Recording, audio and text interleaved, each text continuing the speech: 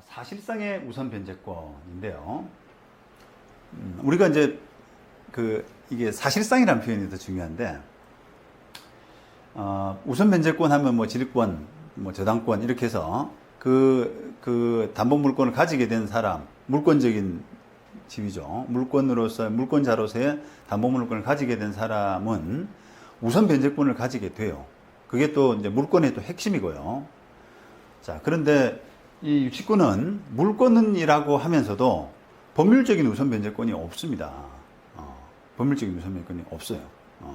예를 들면 저당권을 이렇게 저당권을 설정하게 되면은 그 뒤에 그 물건에 대해서 이해관계를 갖고 있는 그런 뭐 임차인이라든지 다른 가압류권자라든지 이런 사람들보다 저당권자가 법률적으로 우선 변제권을 가지게 되죠. 그런데 이 유치권은 법률적으로 그런 우선 변제권을 가지는 게 아니라 사실상 점유를 하면서 돈 안 주면은 그 채무 변제가 안 되면은 그거를 반환해 주지 않는 계속 유치할 수 있는 이런 그 권리를 가진다는 그런 효과가 있고, 그게 이제 우선 변제권을 가진다는 거예요. 사실상 안 내주면 그거를 받기 위해서 돈을 줄 수밖에 없잖아요. 그래서 법률적으로는 우선 변제권이 없지만 사실상의 우선 변제권이 있다. 이렇게 이제 보는 거죠. 자, 유치권은 유치물에 대한 경매 신청권이 있습니다. 맨 마지막에 거의 이제 후반부에 가서 설명을 드릴 텐데, 경매 신청권이 있지만 매각 대금에 대한 우선 변제권은 없어요. 그런데 유치권에는 채권 변제를 받을 때까지 점유 이전을 거부할 수 있는 유치적 효력, 이게 있기 때문에 이 유치적 효력에 따라서 먼저 성립된 물권보다도 오히려 더 우선할 수 있는 저당권이 있더라도 공사하던 사람이 공사 대금 못 받았다는 이유로 그 건물을 움켜쥐고 있으면 사실상 저당권자가 양보하게 되는, 그러니까 유치권을 감안하게 되면, 예를 들면 그 건물이 경매로 들어가게 되면은 유치권을 생각해서 가격이 떨어지잖아요. 낙찰 가격이. 그죠? 그러니까 그런 부분을 이제 시장에서 고려한다는 것은, 유치권자는 돈을 주고 해결해야 돼. 유치권이 맞다면. 그런 부분에 이제 생각을 하게 되는 거 아니겠습니까? 그렇다 그러면은 담보를 잡아놓은 저당권자가 손해가 볼 수 있죠. 유치권자 때문에 가격이 내려가고, 그 가격이 내려감으로써 그 채무 변제가 제대로 안 될 수 있는 그런 상황에 놓이게 된 거 아닙니까? 현실적인 부분이죠. 그래서 그런 부분을 본다 그러면 먼저 성립된 물권보다도 오히려 우선 변제권이라는 면에서는 더 앞설 수가 있다는 거예요. 그래서 이제 이게 아주 사실상의 파워풀한 우선 변제권, 이렇게 표현해도 과언이 아닙니다. 이런 유치적 효력으로 인해서 이런 우선 변제권이 있는데, 아까 말씀드린 것처럼 그 결과 이 물권 질서를 교란시킬 수 있는 소지가 있겠죠. 저당권 깨끗한 물건에, 정상적인 물건에 저당권을 잡았더니 그 뒤에 유치권자가 공사업자들이 돈 못 받았다는 이유로 점유하면서 안 내주게 되면 그 저당권의 담보 가치가 훼손되는 거거든요. 그래서 그게 바로 이제 물권 질서를 교란할 수 있는 그 우려가 생기는 거죠. 게다가 이런 경공매 과정, 이런 부분들을 보게 되면은 돈을 못 갚은 소유자나 채무자, 이런 사람들이 허위 유치권을 만들어서 진정한 유치권으로 가장하는 경우, 이런 경우도 많아요. 그 이유는 뭐냐면은 유치권이 인정되게 되면은 그만큼 엄청난 부담으로 낙찰을 받는 사람, 이해관계인에게 엄청난 부담으로 다가올 수 있기 때문에 그 유치권 행사를, 가장 유치권 행사를 많이 하는 겁니다. 그래서 이게 유치권이 자칫하면 무소불위의 권력으로 될 수 있겠구나 라고 하는 우려가 실무상으로 많이 팽배해 있는 그런 상황이 지금 꽤나 많이 오래된 그런 고민거리 중에 하나였어요. 그래서 대법원도 이제 그런 부분을 어느 정도는 이제 의식을 해서 이 과연 공평이란 게 뭐냐? 이 과연 이렇게 유치권자가 무조건 소위 말하는 장땡이라고 그러잖아요. 유치권을 행사하면 장땡이다 라고 하는 그런 부분은 공평의 관점에서는 어긋나기 때문에 이걸 좀 조절해야겠다라고 하는 그런 이제 어떤 이념하에서 생각하에서 유치권의 성립 요건은 좀 엄격하게 해석을 하고 법이 있기 때문에 이제 유치권 아예 유치권을 무시할 수는 없습니다만 성립 요건은 좀 엄격하게 해석을 하고 그 다음에 소멸 사유는 좀 완화해서 이렇게 해석하는 경향도 있어요. 그것은 유치권이 너무 남용되는 듯한 느낌이 있기 때문입니다. 자, 이런 대법원 2011년 이런 사건도 이제 비슷한 고민인데요, 결국은 좀 너무하다 싶은 유치권을 주장하는 사람이 너무하다 싶은 그런 경우입니다. 그래서 그런 경우에 대법원이 이거는 유치권 하는 것이 부적절하다, 유치권 행사하는 것이 부적절하다 이런 판단을 내린 그런 경우인데요. 자, 이 사건 원고 유치권 부존재 확인 소송이죠. 부존재 확인 소송인데 원래는 이제 산업은행이었어요. 1순위 저당권자가 산업은행이었는데 이 뭐 유동화 채권이라고 하잖아요. 이게 저당권 자체를 이제 돈 주고 팔고 그다음에 거기에 유동화 회사가 들어오는 그런 구조로 돼 있거든요. 그러다 보니까 이 소송의 원고는 유동화 회사가 돼 있고 이 원고가 2순위 근저당권자이자 유치권을 주장하는 그런 채권자를 상대로 유치권 부존재 확인 소송이 바로 이 사건입니다. 유치권이 없다. 확인해 달라. 근데 그 사람이 단순한 유치권자가 아니라 2순위 저당권자예요. 2순위 저당권자. 그래서 법원은 피고죠. 피고 유치권 주장이 부적절하다. 유치권이 존재하지 않는다. 이렇게 판단을 해줬는데 그 논리가 한번 참고해 보실 법합니다. 자, 피고의 대출금 채권은 빌려주는 돈 맞아요. 이게 이제 피고도 뭐 금융회사입니다. 은행이든 뭐 새마을금고든 수협이든 그거는 정확하지는 않은데요. 금융회사입니다. 그런데 이 대출금 채권은 돈 빌려간 돈 빌려간 채무자 회사하고 사이에서 상행위로 인한 채권이 분명하죠. 그리고 47조에서 상인인 피고가 이 사건 유치 목적물을 임차한 행위. 그러니까 이 구조 자체가 어떻게 됐냐면은 그 2순위 저당권자가 1순위 저당권자가 워낙 액수가 크기 때문에 경매 들어가면 돈을 못 받겠다라고 하니까 자기가 그것을 임차했어요.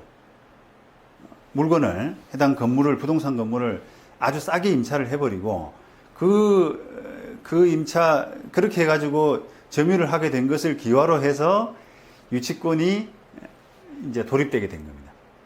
내 대출금 대출금 갚을 때까지는 못 해줘, 못 내줘 이렇게 해서 그렇게 해서 유치권이 도립된 거예요.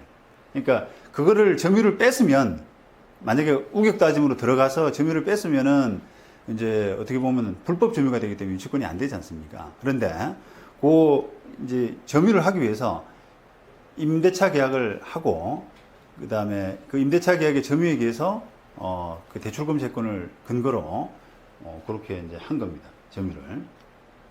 그래서 이거는 결과적으로는 상사유치권으로 갔어요. 그러니까 상사유치권의 특징은 다음에 말씀드리겠습니다만 결련성이 필요 없거든요. 점유하는 물건과 관련된 채권일 필요가 없기 때문에 물건을 점유하고 있으면 결련 없는 채권도 가능하단 말이죠. 그래서 그런 이제 상사유치권으로 들어갔는데 피고는 상사유치권자로서 대출금 채권의 변제를 받을 때까지 이 사건 유치 목적물을 점유할 권리가 있죠. 그죠? 논리적으로는 있습니다. 그런데 선순위 저당권자의 신청에 의해서 이 사건 건물에 관한 경매 절차가 곧 개시되리라는 사정을 충분히 인식하면서 이 사건 임대차 계약을 체결했고 그에 따라 이 사건 유치 목적물에 대한 점유를 이전받았다고 볼 것인 바 그렇다면 피고가 선순위 저당권자 신청에 의해서 개시된 이 사건 경매 절차에서 이 사건 경매 목적물에 대한 유치권을 주장하는 것은 신의칙상 허용될 수가 없다. 신의칙상으로 그 부분을 이제 까버렸습니다. 그래서 요런 부분들이 이제 어찌 보면 그 우리 이제 유치권 제도에 대한 그 취지 또는 대법원의 고민 이런 부분들이 좀 녹아 있는데요. 여러분들이 한번 살펴볼 필요가 있습니다. 유치권 제도는 무엇보다도 권리자에게 그 목적인 물건을 유치해서 계속 점유할 수 있는 대세적 권능을 인정한다. 그래서 소유권 등에 의해서 목적물을 인도받고자 하는 사람은 유치권자가 가지는 피담보 채권을 만족시키는 등으로 유치권이 소멸되지 아니하는 한 그 인도를 받을 수 없으므로 실제로는 변제를 강요당하는 셈이 된다. 그와 같이 해서 유치권은 유치권자의 채권의 만족을 간접적으로 확보하는 것이다. 그런데 우리 법상 저당권 등의 부동산 담보권은 이른바 비점유담보로서 그 권리자가 목적물을 점유함이 없이 설정되고 유지될 수 있고 실제로도 저당권자 등이 목적물을 점유하는 일은 매우 드물다. 따라서 어떠한 부동산의 저당권 또는 건저당권과 같이 담보권이 설정된 경우에도 그 설정 후에 제3자가 목적물을 점유함으로써 그 위에 유치권을 취득하게 할 수 있다. 그죠? 이와 같이 저당권 등의 설정 후에 유치권이 성립된 경우에도 마찬가지로 유치권자는 그 저당권의 실행 절차에서 목적물을 매수한 사람을 포함해서 목적물의 소유자 기타 권리자에 대해서 대세적인 인도 거절 권능을 행사할 수 있다. 그죠? 저당권이 되어 있는 물건임을 알고도 유치권을 행사할 수 있다는 거예요. 그 유치권이 유효하다는 거예요. 물론 예전에 이제 하급심 중에서는 저당권 뒤에 설정된 그 유치권은 무효다라고 이렇게 판단한 사례가 있어요. 그것은 이제 그 고민인데요, 결국은. 아니, 저당권이 법적인 담보 물건이고 우선 변제권인데 그거를 유치권을 그 뒤에 행사했다라고 하면은 이런 물권 질서가 다 교란돼 버리는 것이 아니냐. 그러니까 저당권 뒤에 설정된 유치권은 무효다라고 판단하는 것이 옳다라고 해서 하급심 판단이 있었습니다. 그런데 그게 대법원에 올라가서 깨져 버렸어요. 이 사건일 겁니다. 2009년도. 저당권 뒤에 유치권이 됐다라고 해서 그 자체로서 무효는 아니다라는 거예요. 그 자체로서. 그래서 그 인도 거절 권능까지 행사할 수 있다. 그런 경우에도. 따라서 유치권은 대부분의 경우에 사실상 최우선 순위의 담보권으로서 작용해서 유치권자는 자신의 채권을 목적물 교환 가치로부터 일반 채권자는 물론 저당권자 등에 대해서도 그 성립에 선후를 불문해서 우선적으로 자기 채권의 만족을 얻을 수 있게 된다. 이렇게 되면 유치권 성립 전에 저당권 등의 담보를 설정받고 신용을 제공한 사람으로서는 목적물의 담보 가치가 자신이 애초 예상했던 것과는 달리 현저히 하락하는 경우가 발생할 수 있다. 이와 같이 유치권 제도는 시간에서 앞선 사람은 권리에서도 앞선다라고 하는 일반적 법원 측의 예외로서 인정되는 것이기 때문에 특히 부동산 담보거래에서 일정한 부담을 주는 것을 감수하면서 이렇게 마련된 것이다. 라고 이렇게 이제 유치권의 제도의 의미, 그 다음에 뭐 권능 이런 부분들을 좀 설명을 했죠. 자, 이제 이런 부분을 고려한다 그러면 유치권 제도와 관련해서 거래 당사자가 유치권을 자신의 이익을 위해서 고의적으로 착취함으로써, 그죠? 착취했다는 표현을 썼는데 거래 당사자가 유치권을 자신의 이익을 위해서 고의적으로 착취함으로써 아까 피고 이순위 저당권자인데 그냥 담보권자 아닙니까? 그런데 그게 이제 상사유치권이라는 부분을 좀 포장을 한 거예요. 임대차 계약을 하고 점유하면서 유치권에 돌입하는 이런 착취함으로써 앞서 본 유치권의 최우선 순위 담보권으로서의 지위를 부당하게 이용을 하고 전체 담보권 질서에 관한 법의 구상을 왜곡할 위험이 내재한다. 이러한 위험에 대처해서 개별 사안의 구체적 사정을 종합적으로 고려할 때 신의성실의 원칙에 반한다고 평가되는 유치권 행사는 이를 허용해서는 안 될 것이다. 라고 해서 아까처럼 곧 저당권 실행이 예상되고 선순위로 인해서 후순위가 돈을 못 받게 될 그런 사정, 이런 부분들을 그 상황에서는 이런 그 유치권 주장을 하는 것은 신의성실 위반 또는 권리남용 이런 부분으로서 허용되지 않는다라고 판단합니다. 이렇게 만약에 가능하다라고 하면은 누군들 유치권 행사를 안 하겠어요. 그죠? 돈 못 받게 생기면 임대차 계약하고 점유해가지고 유치권 행사하고 그 대출금 채권을 근거로 그러면 사실상 이게 물권 질서가 다 교란돼 버리잖아요. 그렇게 판단했고요. 그 다음에 이 대전고등법원 2004년 판결도 아주 유명하고 오래된 그런 판결입니다. 이거는 결국은 이게 이제 그겁니다. 그 저당이나 가압류 이런 것들이 너무 많아서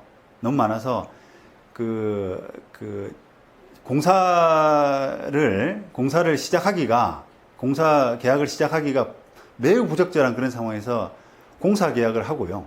그 다음에 공사 도금을 못 받았다고 그래가지고 유치권에 돌입한 이런 사건이에요. 그런 사건은 그런 유치권자는 보호받을 수 없다라고 하는 그런 경우인데, 아까 맥락하고 조금 어떻게 보면 좀 비슷하죠. 이거는 이제 유치권 주장하는 사람이 공사업자고요.